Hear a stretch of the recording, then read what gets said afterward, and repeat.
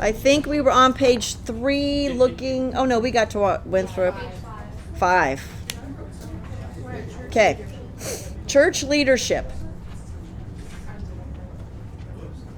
Before we head there, on page 5, quite honestly and seriously, the most important single solitary statement on this page that is very, very important is New England became the least tolerant regarding religion. Least tolerant. These Puritans do not tolerate any other faith, any other religion, any other belief system. You have to be like them. No choice. In church, we could call people out if we thought that they were not being godly, if we thought that they were not following church doctrine, if we felt like they were backsliding, any of those things. That again is essentially important about this idea of toleration. They are not tolerant. So church leadership will again will be influenced by admission to the church. And again, you can't become a member of the Puritan church just because you want to, right? So for many churches, if you want to become a church member or if you want to be baptized into that faith, it is welcome with open arms. You meet with some people. Sometimes there's classes you have to take, and then you go through a process and you're a member of the church. Puritan church is not like that. You can't just automatically become a member of the Puritan church. And one of the things is you have to, on C1, a public interrogation of people claiming to have experienced conversion. So this is the idea of converting, that you have to have that experience, and they will interrogate you. Like, you can't just pretend you had that thing. It has to be for real. John Cotton, devoted to defending the church's duty to enforce religious rules. John Cotton's not going to be as important as his son and further descendants with an awesome name of Cotton Mather. That name always cracks me up. Also, the second most important statement on this page is clergymen not allowed to hold political offices. So while we think, and this is a trick question, I think this one gets students quite often, because we talk about how much the church and law are intertwined, like at the top of page 5, the purpose of government is to enforce God's law. So it would seem possible that the leaders of the government would be, yes ma'am. Did you get something about verifying the exam things in the lockdown browser? You have to go in and do that. I'm sorry. All you have to do is you have to go into your lockdown browser and then just do something, and you'll get this little screen that says, great, just go in and open it and look at it. Yes, and on yours. I'm sorry, I forgot you had to do that part. It doesn't matter. I don't think it matters. I did it on my MacBook. Those are the fun things that are on the lecture, right, Johnny? Okay. For those of you listening, that was Mrs. Murdoch asking me a question. That's my podcast voice. Okay. Clergymen not allowed to hold office. That is, I think, a trick question, and I do think I have that as a quiz question, because the thought process would be, in your analytical little mind, if the Puritan church was so much a part of making the laws, then it would make sense that the rulers of the government would be those preachers and pastors and rulers of the church. So this is a sort of opening and beginning of this separation of church and state. Not really, but the beginnings of this. We need these people to be separate and not part of. Congregation could hire and fire ministers and set salaries and not pay salaries and fire. They will do that quite frequently, or withhold things. One of the important things that they often would withhold is firewood. It gets really cold in Massachusetts in December and January, and if they felt that their reverend or their minister wasn't performing up to what they felt, they would withhold firewood and make that minister or reverend go out and chop their own firewood. Yes. I was gonna say, couldn't they just go to like their church people and be like, "Hey, I need firewood, we give it to you"? Well, that was part of their salary. So, I mean, I guess other people could have given firewood away, but firewood's fairly precious in a place like Massachusetts when the only way you could heat and cook was with firewood. So firewood is a precious commodity in the United States until for a really long period of time. So like if you were living in Indiana, if you came to Indiana in 1816 and when Indiana becomes a state and you're a kid, you're chopping firewood. That's all you're doing is all day long chopping firewood.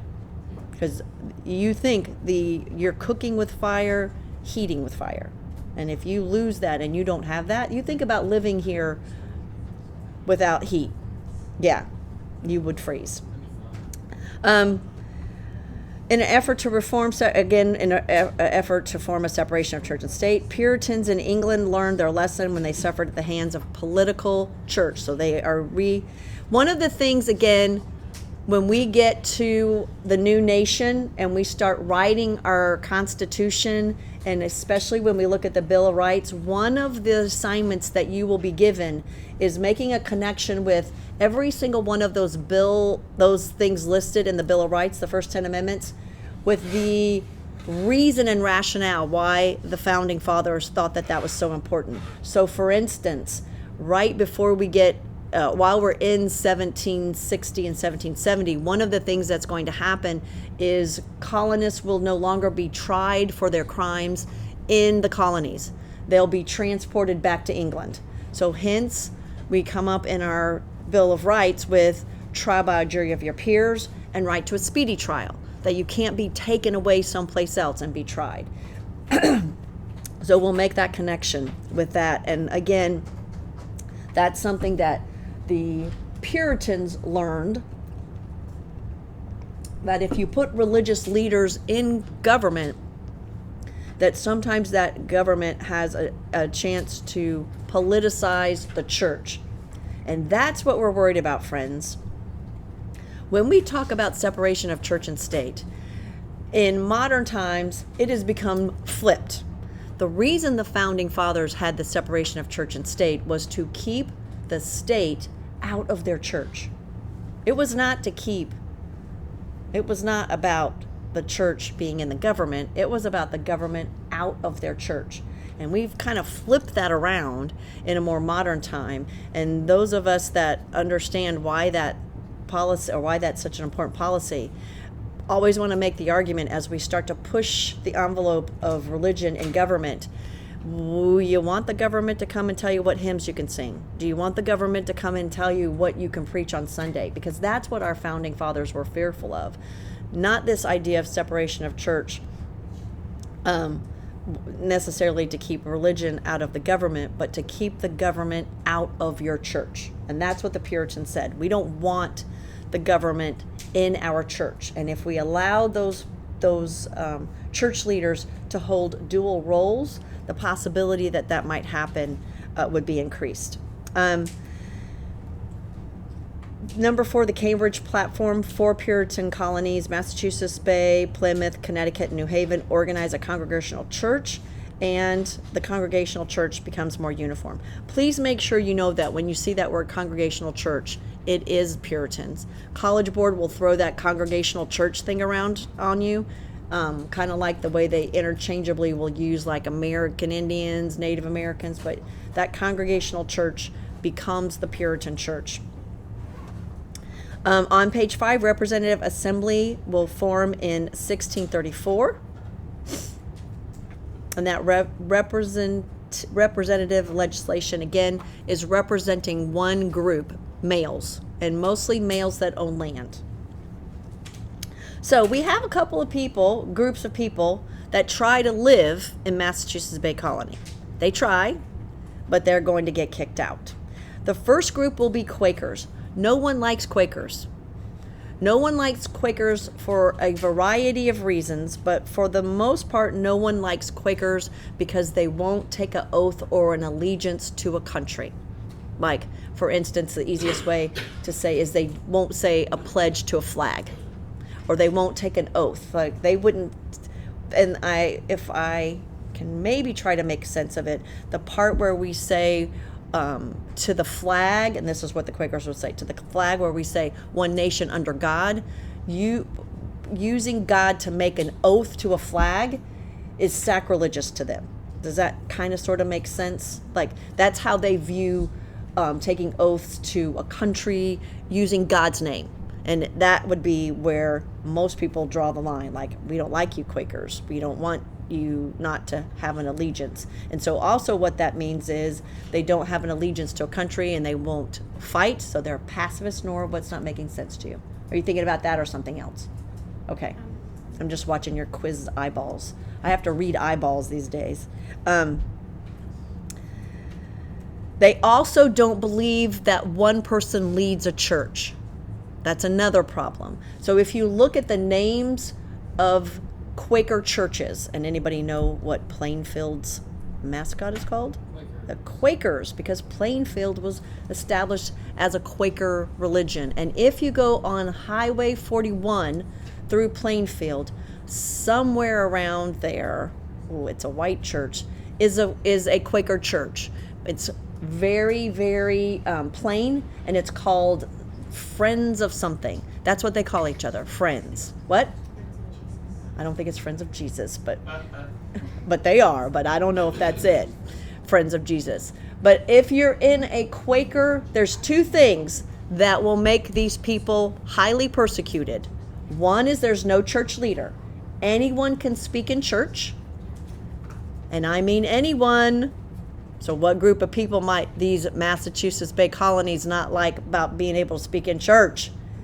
Women. Women are allowed to speak in church. Holy roller. So here's what a Quaker church looks like. Men and women are still segregated, right? Men, every church at this point is like this, if you haven't figured that out. Men sit on one side, females sit on the other side. And for their church service, there's no real sermon, there's no real, people just pray and meditate and then just speak out loud about stuff. Like, I was contemplating the other day the role of God in something, and they just speak.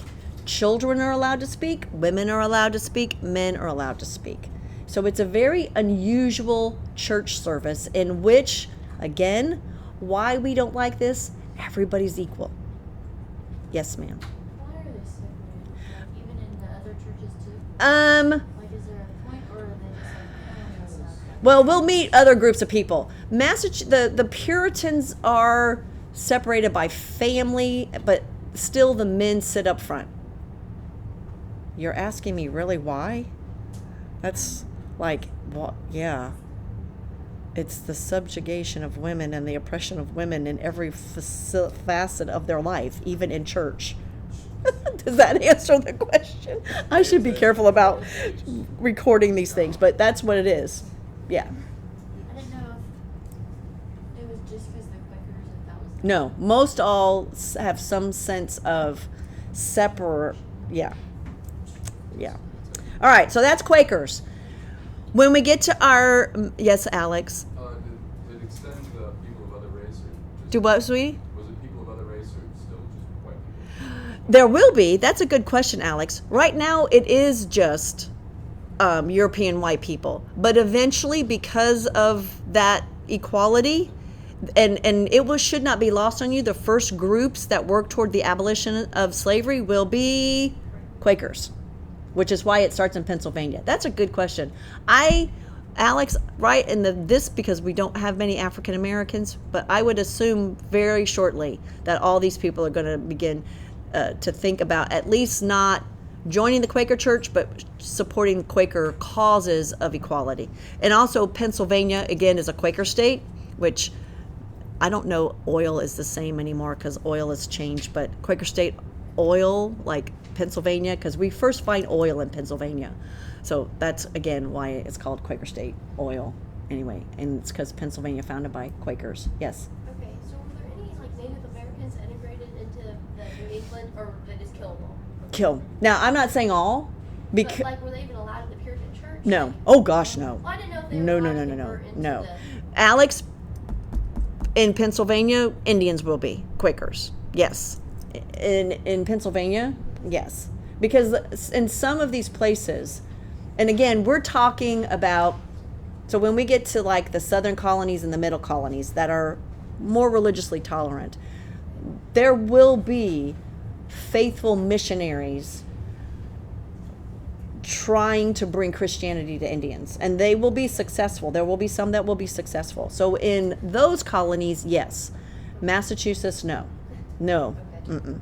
It's not that's why I said no. The only way to be a member of the Puritan church is if one of your family, if one of your mom or dad has been baptized into the Puritan church. So if your mom or dad has not been baptized into the Puritan church, you can attend, but you cannot be a member. And if you're not a member, then you don't have all the. And the Quakers were tolerant of everyone. Yes. We'll get that when we hit Pennsylvania. Okay, so Quakers are going to get kicked out. Anne Hutchinson is going to be kicked out because she believed in the idea that everyone can speak with God. So let's make sure that we understand why, and Carly, this goes to women, this separation. Women could not hear the voice of God. I'm like, I like those. I like that. Like, so they thought they couldn't hear, but women were allowed to be mentioned in the Bible? Like, there's a bunch of... There's... That makes Nope. a lot of sense. So let's see what Anne Hutchinson did. 2B, she holds prayer meeting to discuss his sermons with other women. Let's discuss. It's what I think most people think church ladies do. They hold little Bible meetings. They talk about stuff. This is taboo for non-clergy members. It is even more taboo for a female.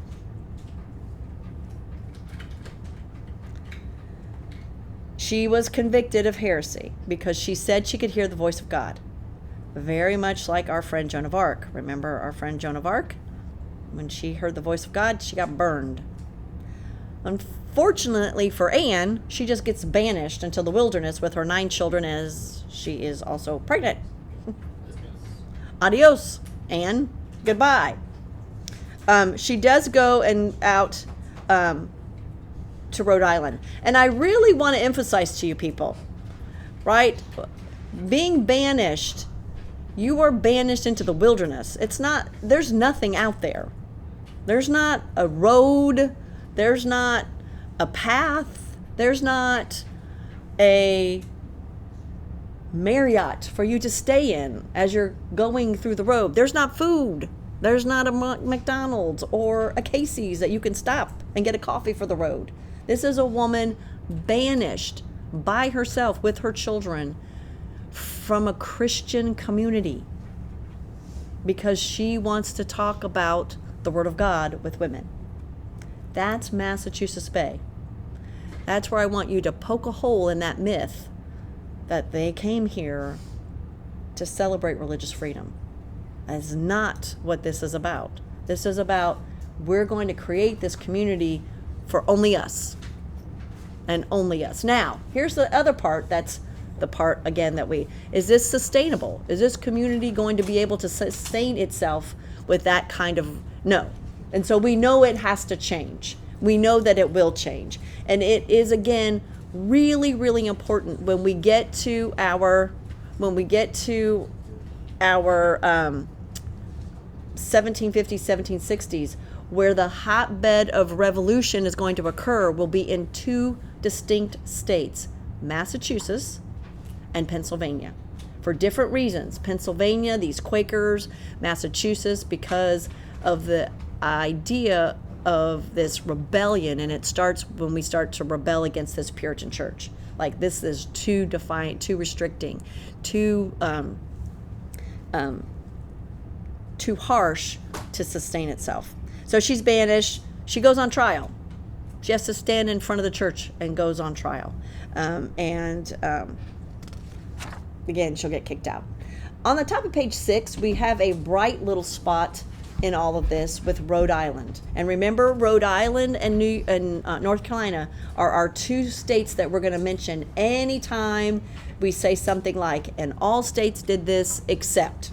It's always going to be either Rhode Island or North Carolina. So those are always good guesses if you don't exactly know. But Rhode Island and North Carolina are going to be different colonies for different reasons. And this is why Rhode Island is going to be the way that it is. And Roger Williams, you have to connect Roger Williams' name with Rhode Island. He is incredibly important. He will be the first guy to say, you know what? We took land from Indians without compensation. Say, this land was not ours, because remember, we didn't come here with the charter like we were supposed to go to Virginia, and we took this and we didn't give him anything. So he'll be one of the first, again, to start to recognize the claims, bless you, the claims that Indians had. And then he also gives this idea, and B is really, really important. When we get to my most unfavorite founding father, Thomas Jefferson, who plagiarizes everything that people think he wrote, you will see that this is really stolen from Roger Williams. And it would have been okay if Thomas Jefferson would have cited his sources, but he always pretended like he didn't know these things. Like, are you kidding? You knew this. So Roger Williams gives us this idea of liberty of conscience, this idea of freedom of your thought, if you want to make it sound better that way. He said, you can't give us the authority to regulate religious behavior, you Puritans. You can't do that. So what really Roger Williams is saying is you can't regulate God. You can't do that. How do you have the authority to do that? God means something different to every single person, Roger Williams says. Government should only punish civil crimes. So in Massachusetts Bay Colony, if you sinned, said the Lord's name in vain, essentially the same as stealing. It's a crime. Roger Williams says, how can you do that? That's not right. Stated that no man should force somebody to go to church.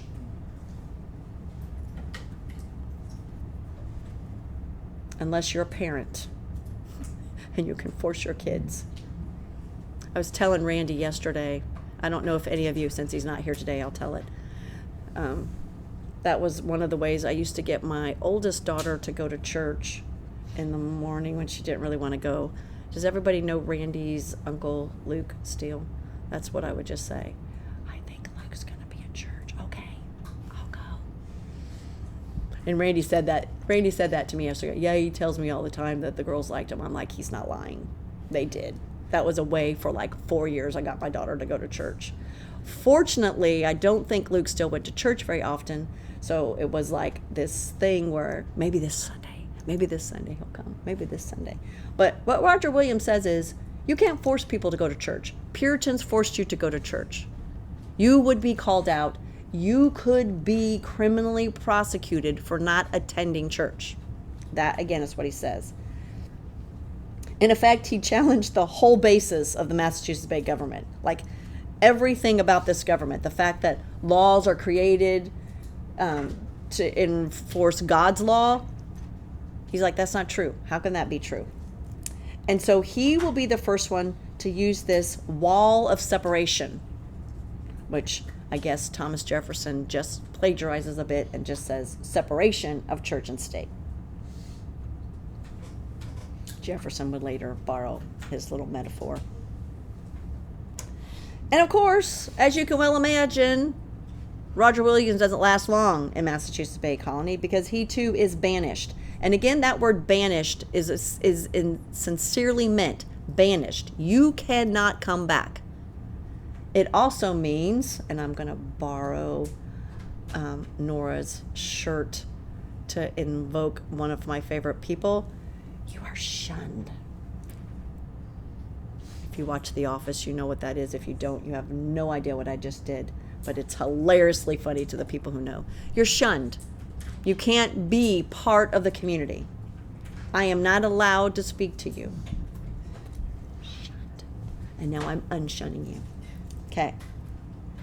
Roger Williams will purchase land. Now, what he uses to purchase it would not really seem like a fair trade, but at least, again, he's acknowledging that this belongs to someone else and I have to have some kind of transaction. Did the American Indians have any idea what that transaction was about? No. But the attempt is there to acknowledge that this is something that doesn't belong to us, and we need to make this right in providing some form of payment that makes sense to white Europeans, makes no sense to Native Americans. Here's the weird thing about all this that is always hard to wrap our head around when we are looking at our history. Providence, Rhode Island becomes one of the largest slave trading centers. Right. How do you wrap? Yes, I know. And for the longest time, that was part of Rhode Island's flag, was this symbol, not its state flag, but it's hard to wrap our head around that idea. So, again, anybody could go to Rhode Island. That is where Rhode Island and North Carolina share a common thread, is that they welcome everyone. So anybody could go to Rhode Island. It is truly, if you want to say that the United States was founded on religious freedom, you can actually only say Rhode Island, as part of the 13 colonies, was the only place that was truly open for religious freedom. Because we do have one place. It's just Rhode Island, and it's really, really tiny. It's very small, but it's there. So religious freedom can be executed by people in Rhode Island, but no place else, not anywhere else. Very quickly, I'm going to get to the bottom of page 6, the decline of Puritanism, and they start to lose their religious zeal, obviously. No one can keep up with that. We got a large population moving into this area that aren't Puritans. We've got all these different things that are going to happen, and eventually, what has to happen at the bottom of page 6, and I have yet to figure out why in the land the College Board loves the halfway covenant so much, other than it's one of those test questions that you cannot figure out what the halfway covenant is by any clues in that word. But College Board loves this halfway covenant thing. And so what the halfway covenant says, 2 things you need to know about it. It was executed to attract more church membership. Why do you need church membership? To keep it going, but also to pay, right? Only church members pay tithes. So I need my church membership because the tithes are what pays my reverend, my upkeep, that firewood. And so if your qualifications for membership is that one of your parents had to have been baptized in the Puritan church, as your population grows bigger, that subset gets smaller. So they go to the halfway covenant by giving partial membership to unconverted. And those unconverted are those people whose parents were not members of the Protestant church. So the halfway covenant says 2 things. We got to change our membership, and now we're going to allow more people into this Protestant church. And then on the top of page 7, and we're just going to get these Salem witch trials out of the way so that we can start with Rhode Island.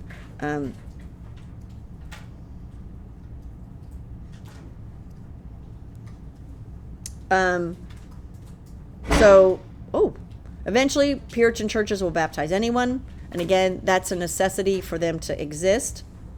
Strict religious purity, sacrifice were wider. And then that's when women make up more of the population. So on page 7, Salem witch trials, you are never, ever, ever, ever, ever ask anything about the Salem witch trials. 2 reasons why. 1, every junior in the world reads The Crucible in their 11th grade year, so you learn about Salem witch trials that way, and everybody knows something about the Salem witch trials. You're not asked anything about it. I have it in here just, again, because it is interesting. You're going to read The Crucible. You're going to learn all about it. 20 people are going to be executed. We don't know. And here is, I always cling to the theory of you have these oppressed teenage girls that through their accusations gain great power. And it's just mean girls. Just like there's always mean girls. I don't buy the whole they ate wild mushrooms, because they would have had to eat wild mushrooms for months to keep those hallucinations. I go with mean girls. And because the people that they picked out were people they didn't like. And so, yeah. All right.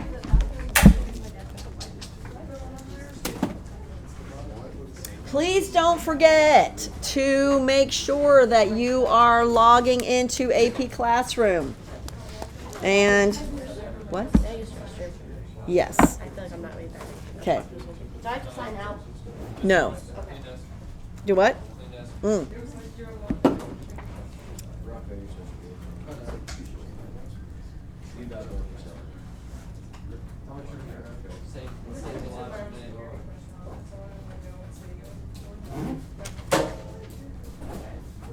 I think you're out. You're gonna have to share it back. I'm gonna go buy some more this weekend. Alex, you got a binder. I got a binder. Woo! Woo-hoo-hoo! Does that mean perhaps we might be more organized? Okay. I'm not gonna get your hopes up now. At least it's on. At least it's a binder. Take the sticker off of it so it doesn't look so new on the side. That's how I knew it was a new binder, so you don't even know it has a sticker on the side. No. Yep. Peel it off so it doesn't look so brand new. There we go. Sold.